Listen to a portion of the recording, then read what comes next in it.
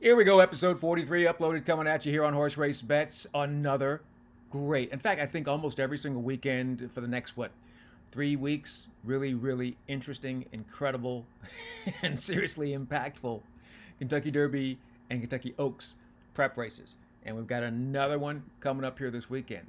So see if we can keep some good vibes going. Coming up, $1 million Florida Derby, Saturday at Gulfstream Park. Now, this one might be one of the more difficult of the races to handicap for a lot of different reasons. Got a jockey situation. First things first, Junior Alvarado had an injury, had a little mishap and ride over the weekend. Going to be out about 3.5 weeks, which means he misses this weekend's race, which means Bill Mott, the Hall of Famer, has to find another go-to guy. The beauty of that, in my opinion, it doesn't matter. The jockeys they'll have to choose from, any one of them can ride the horse. It does not matter. I would, however, like it to be some sort of reality show where we can see exactly how the jockey agents go about getting their jockey the mount, right? There's some way you have to get in touch with Bill or Godolphin, the owners of Sovereignty, and be like, hey, my guy can do it for you. And there's just so many available riders. So I'm just going to go ahead and dispel. It doesn't matter who they put on. The horse is a simple horse to ride. You take him back, you keep him clean, you get him clear, you let him roll. Any jockey out of jockey school can do that. So that's not important. What is important is the rest of the situation. And that's the pace scenario, right? And some of the horses in this race are very, very interesting. Let's go ahead and take a look at what we've got. You know how I work. If I put a red dash next to that horse, that's the horse that I think will show some speed. We know that Madaket Road's going to show some speed. Now, I have to admit, there are certain riders that I associate with certain types of rides. And I'm not saying that this jockey can't do it. They all can do the same thing. Some with their experience and some with their just natural ability or timing might put them a hair ahead of the others.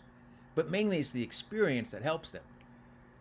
I have never seen, nor have I played, Tyler Gaffalione on a speed horse on the front end. I have never done it. I did not say in any way, shape, or form that he can't do that. That's not what I said to you. I said I, as a bettor, have never seen him do it. I have never played him doing it. I've never been beaten by him doing it. Sure, he's fantastic. But as a player, you have to rely on things that you're comfortable with, that you're used to, things that work for you. You can't start doing stuff all willy-nilly, right?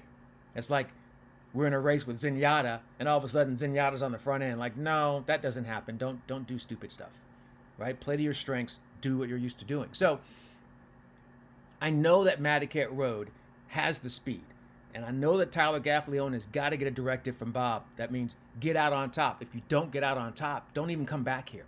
But he's going to have a problem getting out on top, right? Because the horse to the inside, is fast. Neo Equios. That horse is fast, and Edgar Zayas does a great job on the front end. I have no doubts that Edgar Zayas will try to go to the front end with that horse.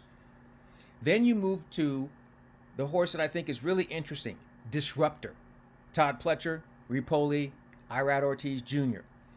Doesn't have to go to the front end, but he'll be in a perfect spot, I believe. But whoever wants to go out there, which should be Madaket Road, Disruptor will be sitting right behind him.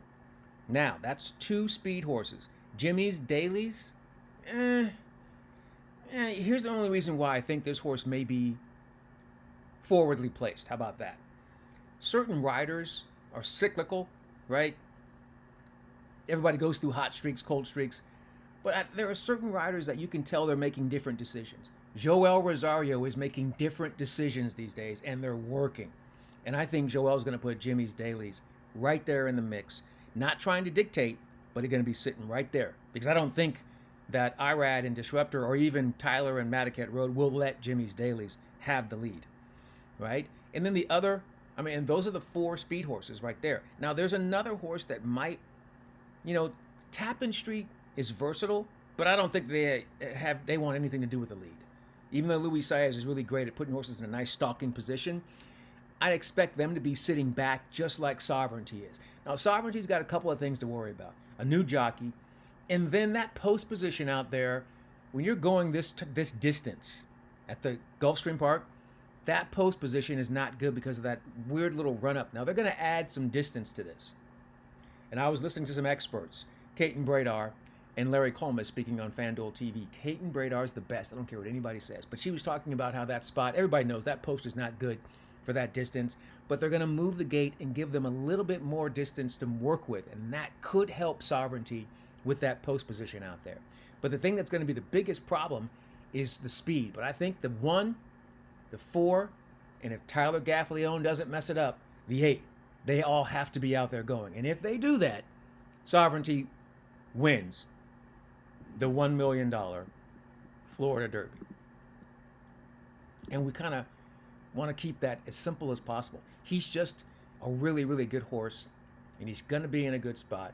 And I don't think the jockey matters, right? So we'll see just how much it matters when we get to that. All right, don't forget, that's just one of a total of 4 Derby and Oaks races that we have coming up this weekend. Each day we take some time to kind of dig in to one race at a time. We dig into Florida Derby today. Yesterday, we dug into the Arkansas Derby. We're still standing there with Sandman. We think the horse will get us set up. There's not as much speed in this race. Cornucopian is the speed, and he's going to get out of there. He's going to force Speed King to make a decision. Rafael Bejarano, you better get out of there, buddy, or you're going to be in trouble. In Coal Battle, we'll have to make a decision as well. I think no matter what decision they all make, I think Sandman is going to be in a great spot. I like the way the horse runs, and I think he'll be making his move in the stretch. And because of that, Sandman gets the number 5 spot on my top 5 for the Kentucky Derby. And as long as he runs in the, I want to say, not top 3, because he always runs top 3. He has to run first or a really game second to stay on this list. But I think he's got everything that he needs. And I think that we have everything that we need to get the money this weekend. We continue to study. There may be some scratches. Something may happen throughout the course of the week. But we put our picks out there now. I do it to give you a chance to do some studying, see if you agree with me. And if you do, awesome. Let's ride together. If you don't, that's cool. That's the name of the game. I'm betting against you. You're betting against me. It's awesome. It's so much fun. Right? All right. Let's do it. All right. In the meantime, in between time, until next time, that's going to do it for us here on Horse Race Bets. And I'll see you again coming up on Wednesday. We'll get set to play our tickets at Turfway Park to build that bankroll and boost our confidence going into the weekend. Until then, good luck and enjoy whatever you're into.